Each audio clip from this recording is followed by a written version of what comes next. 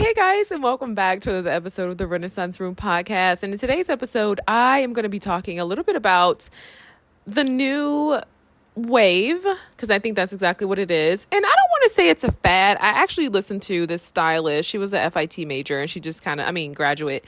And she spoke about the difference between fads and like trends. I think that's what she was saying, or like the difference between like a fad and something. I don't know.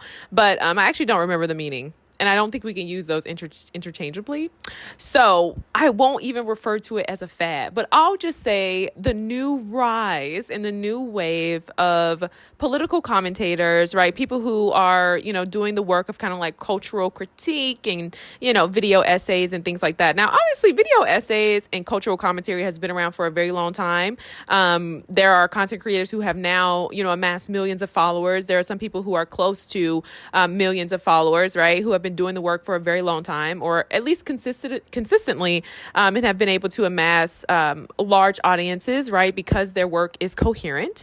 And then there are some people who, have really good thumbnails, and they kind of are able to market to a different demographic or, specification of persons who maybe aren't so focused on the analysis and more so focused on the aesthetics, right? People who are trying to signal some type of moral superiority, as I mentioned before, right? Intellectualism kind of becomes this next marker for superiority when everything else starts to dissipate, right? So when beauty becomes a thing that is easily accessible, right? When people can kind of start to masquerade in certain type of aesthetics and have access to luxury brands, whether it's a dupe or whether it's legitimate, right? Certain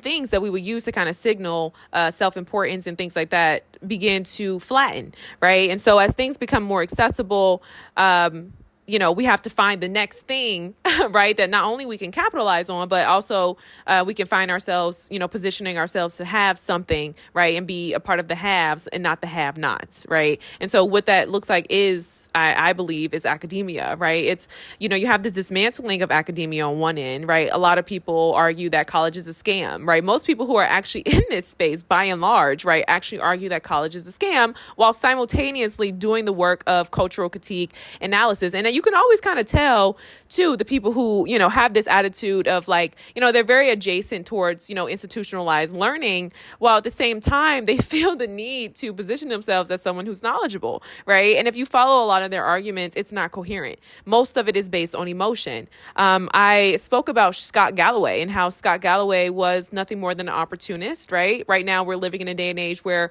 white men and men in general are really trying to, I'll say, I don't want to say finger wave or, I would say that they're trying to massage. I don't know what I want to call it. They're trying to essentially rework patriarchy in such a way. And I think that this kind of started when, we started to tell men it's okay to share your feelings, right? By and large, we started to say it's okay to share your feelings. It's okay to be emotional. And then the byproduct of that was that men started entering relationships with women and they became emotionally dominant, right? Now, obviously, as a man, right, talk about gender roles and heteronormative behaviors in relationships, right? Men typically play a role and women typically play a role.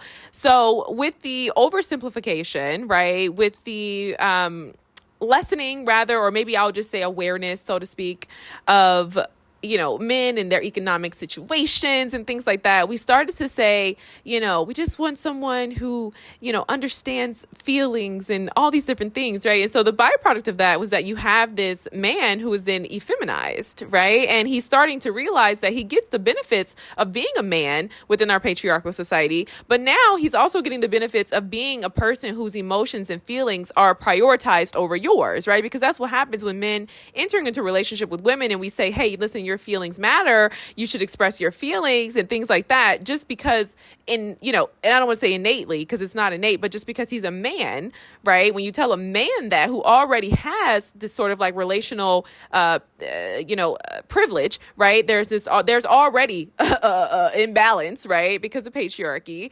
So when you tell him that, really what you're doing is giving him more access, more privilege. And so now he enters the relationship and his feelings matter more than yours. And now you have the quote unquote, sassy wave of men, and women don't like that. But that was really a byproduct of women, over pacifying men, coddling men, right? And most importantly, I don't want to say most importantly, but I do think another element that added to this sort of like, massive effemination of men is, you kind of had a lot of people start to, let me get my thoughts together. Hang on. So I talked about, the emotional aspect of relational dynamics and how we started to prioritize men and their emotions. The other aspect of that, I actually don't remember, so maybe it'll come back to me. But by and large, right, men are becoming more emotional, right? You also couple that in with social media, you know what I mean? And it kind of becomes this thing. Oh, that's what I was going to say. My apologies. So the other aspect of men becoming more effeminized is that men were starting to adopt more, feminine behavior, right? And the reason they were adopting this type of feminine behavior is because they were being socially integrated into women's spaces, right? Think about social media and you see girls doing their makeup and all these different things, right? Wearing eye mask. And I'm not here to be someone who's like, men can't wear eye masks, right? I'm talking about it from an objective point of view. Like, this is not anything that's conclusive, okay? When men started seeing women in what essentially would have been like a powder room or the ladies' locker room, right? They started to adopt some of these behaviors. One man starts to do it. Perhaps he does identify as LGBTQIA or whatever the case may be. Some men start to do it and they're kind of like showing themselves as wavy, as jiggy, as, men who are feminists, right? You kind of start to see all of that. And the reason why I feel like I'm talking so fast and I'm really trying to hit on all of these social influences that had an impact on men's behavior today, right? And the things that have shaped their psychology and reoriented their paradigms is because it happened so fast. It happened so fast. Like, there was this very, social narrative that said that men's feelings matter, care about his feelings. When a man opens up to you, right, we've seen this wave of vulnerability and women were eating it up, and then men enter into relationships. And because of patriarchy, right, because of the innate, I don't want to say innate, but again, the power imbalance that exists just from being in a relationship with a man, right, who's heterosexual. I don't even want to say heterosexual. I think just a man in general, right, regardless of how you identify. The way you present in the world is how people are going to address you anyway, right? So that's why certain people are fighting for acceptance and they're saying, hey, listen, this is how I want to be addressed. But because ultimately, if you're a man, by default, you are going to have certain privileges. And if you don't believe me, then think about it like this, right? You do see certain members, who are existing in the LGBTQIA plus community, and they're men, and they, kind of do a little bit of like, I don't want to say pandering, because that's not the word, but they'll do sometimes like critique or whatever it is when it comes to Black women, right? And, we'll kind of look at it and it's sensationalized, right? It's drama. We love it. We eat it up. You know what I mean? It's like, oh, this is gossip. This is sassy. This is all the things. But really, this is someone who is allowed to be all the things that Black women or women in general aren't able to be, right? When women gossip, it's considered snooty. It's considered inappropriate, And I don't want to say it, like, to simplify that type of dynamic, but I don't think I have to spell it out. You know what I mean? Like, gay men are able to perform and exist in ways that women are not because they are men, right? And again, that is not to get so deep into, all the other layers in that. And I maybe that's not politically correct for me to say, but for the sake of my argument, I'm going to stay on topic. Okay. So you have all of that, right? And so then we wonder why men are effeminized. Okay. The other thing that I want to talk about, is where we were currently, as I mentioned in the earlier segments of this podcast episode, about cultural commentary and how you had so many people today who were not fighting for equality, right? Who were absolutely taking civil rights, taking the Black plight, taking the work of activists and activism and turning it into some type of mirage that is really just warped perception, entitlement, okay, and emotionalism. Right? So many of the arguments today, I'm telling you right now, the 45-minute video essay on this and that, like trends or whatever, it is nothing more than emotionalism. And because the low barriers to entry, right? We say college doesn't matter. I'm smarter than the college student. My personal resume is better than the Harvard grad, right? And it's all these different type of things that really create this cult that further perpetuates self-proclamation. You know what I mean? Which means that you can be whoever you say you are. If you feel like as a herbalist, or as, you can do the work of a cardiovascular surgeon, and, people online are eating it up. You got 1 million followers and you're doing your thing, then people are going to start to have trust in you. You're going to kind of build this sense of self-reliance, but it doesn't mean it's credible, right? And so that's where we are today. So you have a bunch of people today who are doing this work of like activism. And really, if you listen to what it is that they're arguing for, it's actually arguing to be included, right? And hear me out, because I think this is my entire thing, right? Like, the world,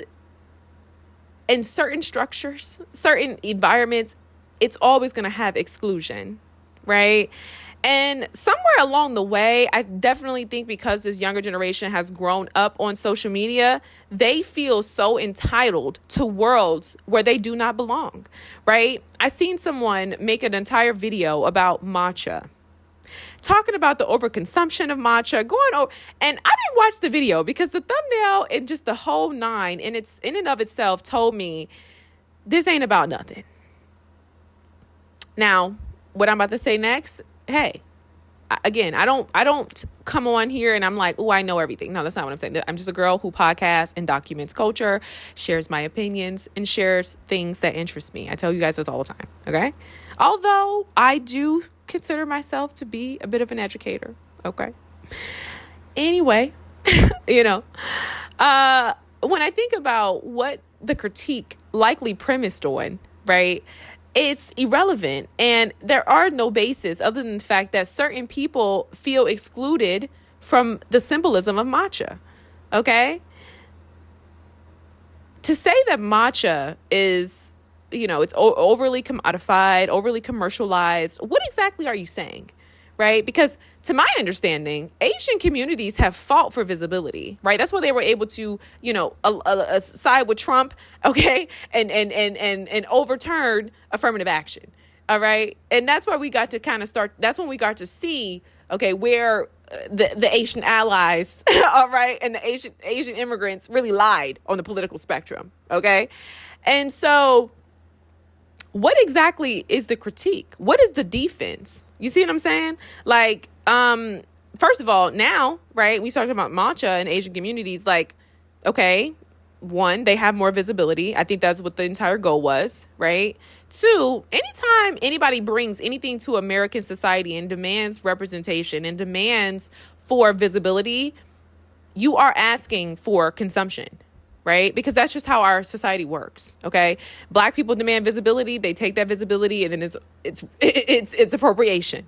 You know what I mean? Like, you'll hear it in the McDonald's commercials. You'll see, you know what I mean? Like, that's just the way our society works, And so I realized that there really was no basis for this, right? People are not being enslaved to make matcha, right? Most Asian communities who are serving and selling matcha, I'm pretty sure they've seen a huge economic boom, okay? I'm sure they appreciate the visibility within American societies as they are actually more likely to assimilate in other spaces, right? Social elite spaces, right? And then at the aesthetic level, right, matcha is a symbolism of a person who has a very disciplined lifestyle, right? Because one, you're opting in for matcha instead of coffee, like the rest of us who are running on Dunkin', okay? Two, right, you associate matcha with things like a healthy lifestyle, more of a luxurious lifestyle, right? For women, it's like Pilates, you know what I mean? For men, it's like these people who are very health conscious and who have the ability to buy whatever it is they want to eat. They could go to the supermarket and spend that in Irwan, well, maybe not Irwan, that's the aesthetic, right? That's the symbolism of matcha. You know what I mean? So really, when I thought about like what this person critique could be, it's probably because they don't fit into these communities, right? Because they don't fit into this certain type of aesthetic. Because for them, right, to consume matcha, it's $13. You know what I mean? It's it's not something you can afford every day. It's not something that's easily accessible to everyone in the sense of depending on how much you want to pay for your coffee, right? I mean, $13 $13 matcha is a lot different than a $2 daily brew, and you could be drinking the matcha, but because of the way you look or whatever, right? Like, it's still not going to symbolize the health and discipline that some people get from drinking the matcha, right? Like the Korean skincare, all these different things. And so maybe this argument in itself is, shaky because, like I said, I didn't watch the video, and that's fair. Okay, that's fair. That's why I don't come on here and I don't talk about people specifically or content creators specifically. I just more so talk about the patterns and the systems and things. I don't want to say systems. I talk about the patterns that I'm seeing, right? So anyway, okay. Then you just see a lot of people today who are overly just entitled.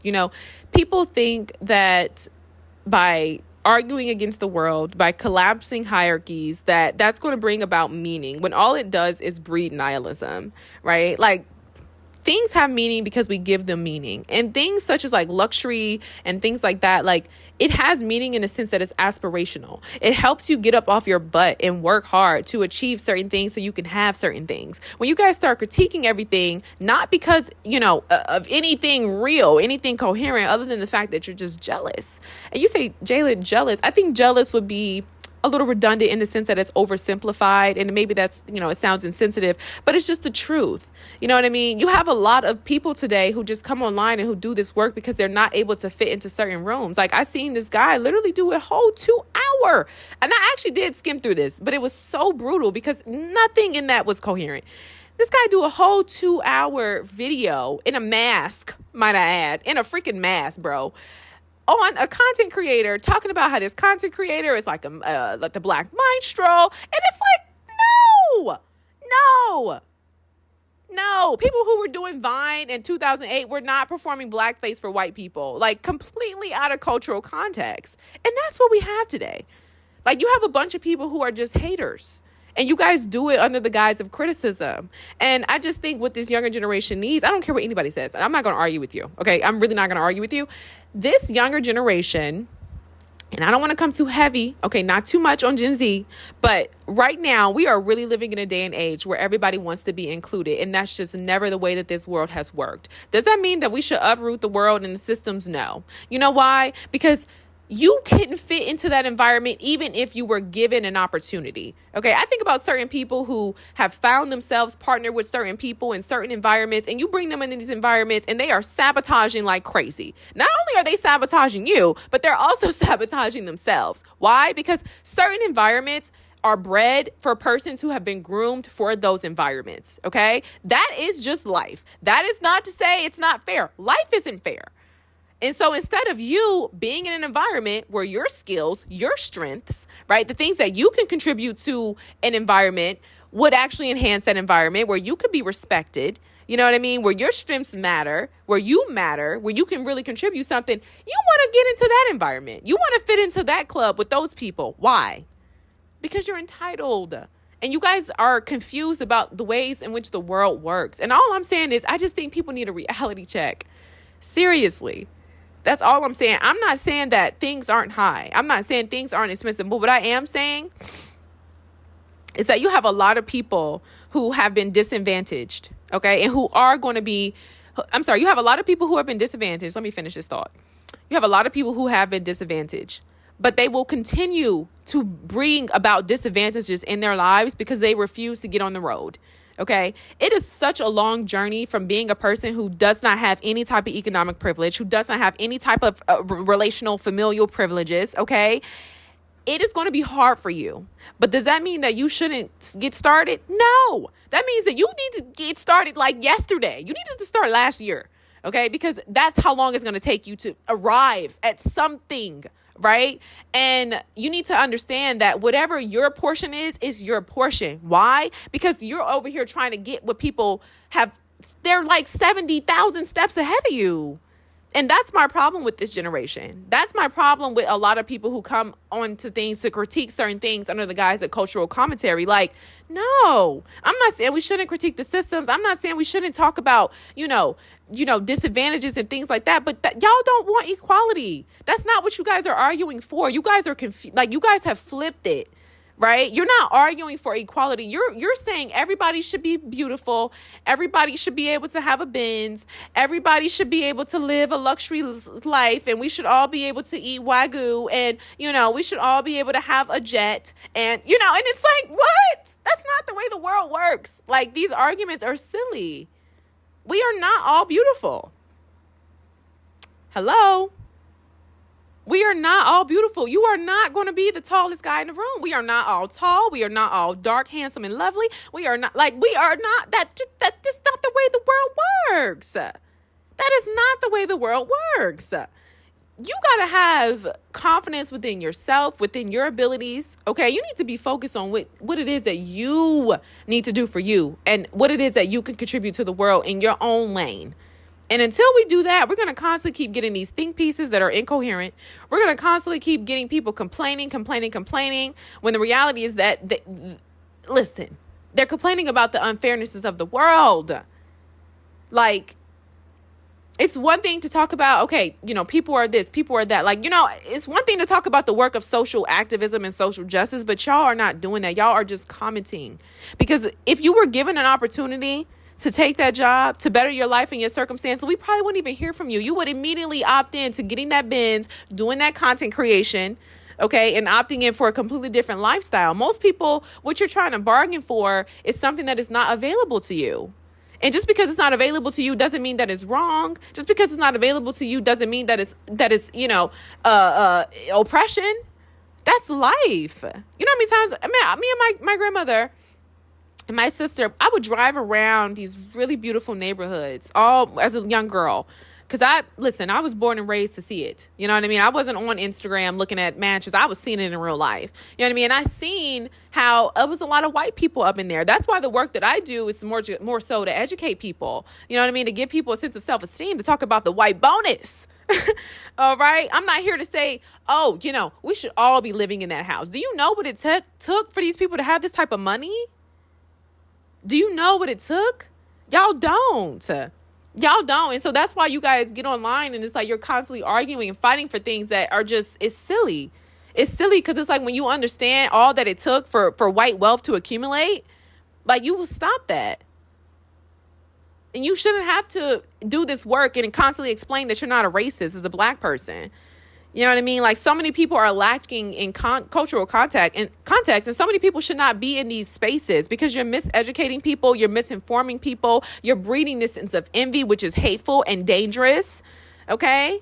We are not all beautiful. I cannot stress that enough. We're not. Not everybody's going to be a millionaire. That's just not what's going to happen. You know why? Because the work that it's going to take for you to do that in your real life, it's not possible for you. You might be able to get close. And I'm not even saying you might not. You should try. Maybe you should try. And maybe for some people it's worked. Maybe you've seen it. I'm not here to kill anybody's dreams. What I am saying is too many people who are sitting online wanting what other people have, not using what's in front of them. When you start using what's in front of you, you can start getting what's for you. And for many people, it's got to be enough because it ain't enough, but you got to make it enough because it's yours. It's your lot. You can't spend your life trying to build videos and video essays and, trying to critique a person. Getting mad because you don't fit into with the white girls at the tennis club. Hating yourself because you're black. Like, it gets to a point, you guys, where it's like we have to kind of start waking up and realize, like, wait a minute, y'all are losing the plot. You're losing the plot. And anybody who has listened to my work and who has thoroughly followed my work from the writing to the podcast, then you know what I'm about. So I don't think I need to really further explain myself here. But what I am saying is that I just think it's time for people to wake up. Like, wake up, get off the phone, put the phone down. Put the phone down. You need to put the phone down. And you need to pay attention to what's going on in your life. Like, for example, there's someone who I know, you have a lot of these young kids, right? They choose the work of, artistry. Right. And then they want to argue injustice. No, baby, that's not. Listen, back in the day, artists knew what's up. You want to be a poet. You want to be a writer. Hey, the lifestyle ain't going to match. But guess what? You love what you do. You're well respected in your writing community or in your artist community. You are okay with this lifestyle. But now y'all be artists wanting the lifestyle of the doctor. Y'all be artists, local artists, wanting to like, and then you want to try to critique the people who come online, right, in these parasocial relationships and say, oh, it's not fair for this celebrity to blow. Do you know what people out here sacrificing the whole lot that you don't even see? You're not even built for that. You ain't even willing to give up your own comfort to even better your situation. So how you going to be sitting out here coveting the lives of people who are rich and famous, who have given up quite literally oftentimes everything? Mine be gone. Mine gone. And you're out here coveting. You put these people in a room, you'll be like a frog in a hot pot, honey. Can't even take no criticism. People be commenting like, what you saying? You ain't making no sense. Acting crazy. Be ready to crash out. Catch a case. So it's just like, it's time to dial it back. Okay? It's time to dial it back. I'm not saying that things don't have, that we are not living in a really tough time. But one thing I got to say to that, all right? One thing I have to say to that is, I was one of the content creators that I really do like, something. I'm not even gonna list his name because I try to just stay away from that. I don't know why. I just do. Anyway, he's talking about how your vote matters. You know how many people voted for Trump? Black, white, Hispanic, African. Okay, every immigrant up in this nation. Trump told y'all what he was gonna do, and you guys voted him in deliberately. So it's just no way that everybody's out here complaining, trying to do the work of social activism when y'all created this environment. That's why I'm saying you guys are full of baloney. Because it's not about equality for you. If it was about equality for you, you would have your vote. Listen. You want to talk data? Very rarely do I talk statistics, but sweetie, the math ain't mathing. And I know for a fact Trump ain't getting there because of rural white people down in Boone County. All right? Living on old plantations out in the middle of nowhere. Okay? Got a well for water. Okay? It wasn't them that voted him in. It's the person right next door to you. All right? Yeah. So the fact that everybody wants to get online and have an opinion about the ultra wealthy, and it's like, is it really a thing of the ultra wealthy, or is it mad? Are you just mad because you're not going to be a part of that? I think the reason why a lot of immigrants voted for Trump is because of the sensationalism of America, right? A lot of immigrants come here and the dream that they're sold is the promise of the American dream, right? I hear people talk about this. Obviously, I've never been to these countries, but you hear people talk about it, and they always, talk about how, they watch certain things, right? They see our media, right? You know what I mean? They see certain things and they are really pumped up on the sensationalism of celebrity. So I think when Donald Trump came in, I think that, he started giving people false promises depending on the audience, depending on the day, depending on the speech. And I think from a political standpoint, because people see America as this land of opportunity, people don't see America for what it really is, right? Like, not too many people, aside from most black people, regardless if they have the scholarly education or not, they can tell you about America's grievances, right? But immigrants don't have that. All they know is their grievances. So they come here, right? And they got this false promise. And for many immigrants, they're absolutely able to assimilate, right? There are certain benefits, certain currency exchanges, right? There are certain things that immigrants are able to do here. And we know that, right? You can look at every corner store in your city, okay? In the black community, all right? And so there are certain privileges, and I think for them, right, when our politics is entertainment, when your basis of America, right, when your basis of America is entertainment, our politics get kind of flattened, and you don't realize that, the things that you're voting for, it matters and it counts. And I think when people seen Donald Trump, what they saw was this entertainment-like figure. You know what I mean? And I think that's what made people vote him in there, because it doesn't make any sense, right? And so I don't know. I just find it to be very interesting. A lot of people, like I said, the work of activism today, it's just, I don't know. I don't know how we can address ICE without addressing the 65% of, Hispanic and Latino communities that voted for Trump. You know what I mean? Like, he said that he was going to do this. I'll never forget when Donald Trump was elected. It was a very gloomy day. I'll never forget that. I'll never forget looking at the news, and when Kamala was not elected and it was Donald Trump, I remember it was a very gloomy day. Like, everything felt very heavy. I called my grandmother and, it was a very heavy day. You know what I mean? And so prior to that, y'all was all rooting and rallying. It wasn't this work of injustice and economic blah blah blah blah blah and these content creators and blah blah blah luxury blah blah blah. Oh, I'm I've got thick hips and my skin is like, it wasn't all of that. It wasn't, y'all didn't have all that. You know what I mean? And so now you guys are starting to see what happens when you have that type of leadership and how it trickles down, right? And how it shapes your paradigms and how it shapes how you see the world and see yourself. That's why everybody's vying for the same thing. That's why you see all these young people integrating in these interracial relationships, economic survival. And it's sad because you have a lot of people who are so self-hating, you know, and aside from them being self-hating, who are so unaware, you know what I mean, of certain dynamics, and all they care about is proxy to wealth, right? Young black guy comes online, talk about his white dad. No basis, totally unprovoked. People in the comments like, hey, listen, dude, you're gonna experience racial profiling. You know, this young man was a chocolate young man. His daddy was a white man. You know, he goes on to say, you know, my dad got 6 figures, whoop-de-whoop. And you just have people who are just out of touch. And that's exactly what you have today. Just because something is getting a lot of likes doesn't mean you're in touch. Young woman come online, talk about how she's, you know, she's doing her thing and, you know, she's whoop-de-whoop. And, you know, people come online and share how that ain't really what's up in real life. And then she wants to make this whole thing of like, oh, you know, social media isn't real and these comments aren't real because this is what's real. And it's completely out of context. Completely out of context. I don't want to give the example because I don't want to put anybody on street, you know, I don't know, you know, and I guess for me it's like, you know, but yeah. So I just think at the end of the day, you know, I don't think we'll ever get back to being in touch. You know, you hear these very like insulting things like you need to go outside and touch some grass, you know, but that's more so, you know, people just, again, being moralistic, right? Superiority. I'm not really trying to be on a high horse. I'm just more so trying to say, I think people are really messing up, you know, because they're not being active in their lives. And it's only going to get worse from here. You know what I mean? We've made choices by and large. You know what I mean? By and large, I know people who are literally dirt poor, black people, black men specifically, who voted for Donald Trump. You know what I mean? Like literally went down there to cast that vote for that man.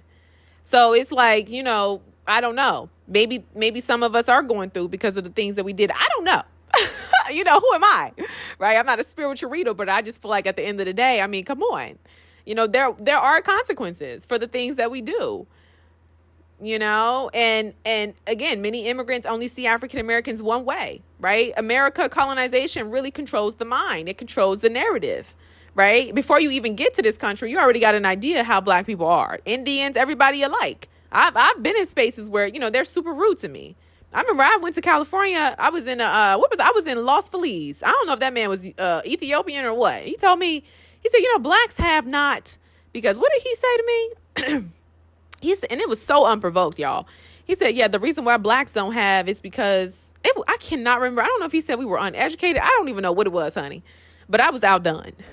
All right. And I'm so serious. Right. So you start talking about racism and things like that. That's very real. That's one thing. But most of y'all don't care about racism. Most of y'all, if given an opportunity to be in proxy to the white wealth, you're going to take it.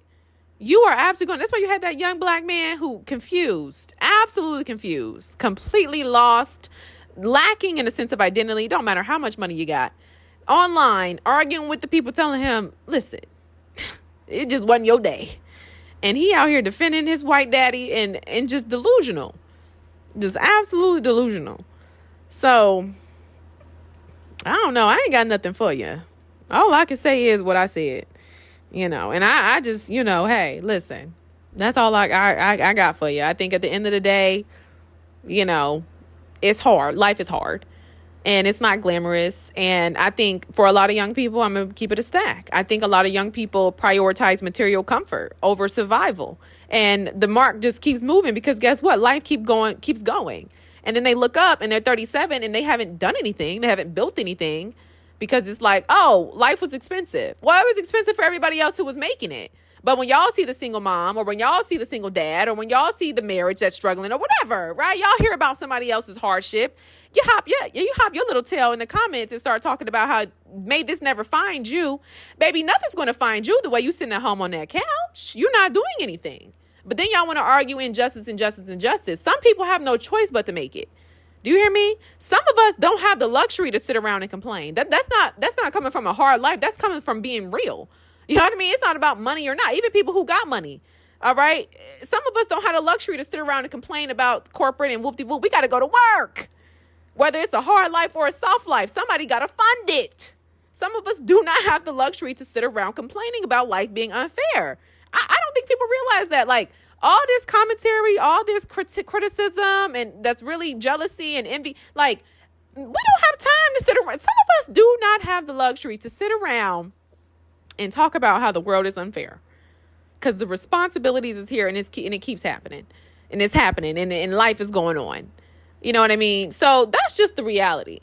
You know, you have this culture that is obsessed with youth, right? We're in this culture. We have to be so careful because there's really this nursing of, adolescence, right? And then people are then given certain justifications. Okay. They're given certain justifications to, just, hey, to remain the same. And then you judge other people who are making it happen, who are doing it. You're not learning from them because their life is too small. You don't want that job. You don't want to do that. What they say, oh, don't take advice from somebody you don't want to live like. Y'all know how y'all do. Am I lying? I am not lying. I am telling the truth. So that's the attitude that pervades many. And life is going to go on. And then, like I said, you're going to look up, you're going to be 30 plus. You haven't built anything, nothing, you know what I mean? And then you're mad at the world. And it's like, oh, the world was so unfair. When it's like, no, you were already disadvantaged. And now you just put yourself in a bigger hole. You know what I mean? Like, you got to get busy. Yes, you got to get busy last year. Okay, if you're African American, you're dealing with the mental problems or whatever, man, you got to get busy last year. Do you hear me? You got to get on the road. You got to get on the road. It ain't about hustling for no luxury bag. It's about hustling for your livelihood. All right? If you're already disadvantaged relationally, mentally, spiritually, you got to get busy. Yesteryear. You don't have time for this. All right? You do not have time for this. And if you're creating something and it's whack, then it's whack. Say it's whack. You want to get better. But if it's whack, then it's whack. All right? So that's the end of my talk. I had fun creating this. I hope this helps somebody. I know this was, but seriously, it gets to a point. You know what I mean? Like I said, the conversations about oppression and injustice is misdirected. I don't know what happened when POC entered the chat. I don't know what happened when everybody started adopting this language. I don't know what happens when people started using this very fully loaded terminology, buzzword, et cetera, et cetera. But things started to lose their meaning, and you guys are losing the plot. You are not oppressed because, hey, I ain't going to get too individualistic because I really don't want to offend anybody. And that's not my intention, right? I know it's hard out here. I know people are figuring it out. People doing the best they can. But at the end of the day, when you start to take a little bit more agency, you start to realize, oh, yeah. You know what I mean? I got to get busy. I got to make something shake, right? And for most people, what is available to you in your environment, okay, you don't have time to be negative. You don't have time to be sitting around talking about how ain't nothing gonna work. You don't got time to be sitting around talking about how you're ugly and you this and this. You ain't got time for that. And you don't got time to be sitting around in denial. Listen. You do not have time to be sitting around in denial if you are disenfranchised. You got to listen. All right. And it's not about being manipulative or conniving. And I'm not here to tell you how to live your life. All I'm saying is, and I'm going to go ahead and wrap up. The arguments are incoherent. Okay. We've lost the understanding of what injustice is and what we're fighting for. Okay. And if I had to go ahead and conclude with something, I got to say, it's very interesting. You guys voted Trump in there, and guess who's doing the work? Guess who is on the front lines doing the work to undo what you guys have done? Black women, black people. We should, hey, give us a little bit more respect.